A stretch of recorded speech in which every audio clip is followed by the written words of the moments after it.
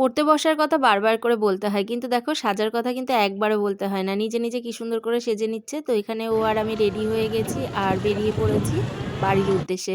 তো আজকে বাড়ি যাচ্ছি, অনেক দিন পরে মা একটু ডেকেছে, তার জন্যই যাচ্ছি। তো আমার বাড়ি বেশি দূর না, দেখো চলে এসেছি। আর এখানে আমি মন্দিরে একটু নমস্কার করে নিলাম। আর মেয়ের অবস্থা দেখো, তাড়াতাড়ি করে হেঁটে চলে এসছে বাড়িতে আগেই। আর এসেই শুনছি সন্তু সোনার একটুখানি লেগে গেছে। তো এই যে আমাদের এই মিনুর নাম হচ্ছে সন্তু সোনা। তো ও একটু রাস্তায় গেছিলো আর টোটোতে ওর লেগেছে। আর বিছানায় উঠে বসে রয়েছে, মেয়ের সাথে মেয়ে একটু আদর করছে ওকে। তো এখানে দেখো বাড়িতে এসে আবার আমি বেরিয়েছিলাম, মানে সোদপুরে গিয়েছিলাম, একটু বাজার করে নিয়ে আসলাম। বাড়িতে যেহেতু বাজার শেষ হয়ে গেছে, আর তার সাথে নিয়ে এসেছি দেখো জুতো ঘরে পরার জন্য। এখন ঠান্ডা চলে এসছে, এই জন্য একটু জুতোর প্রয়োজন। তো আমি আবার বাড়িতে চলে এসেছি, এসে রুটি আর আলু ভাজা করেছি আর মা দিয়েছিল পায়েস।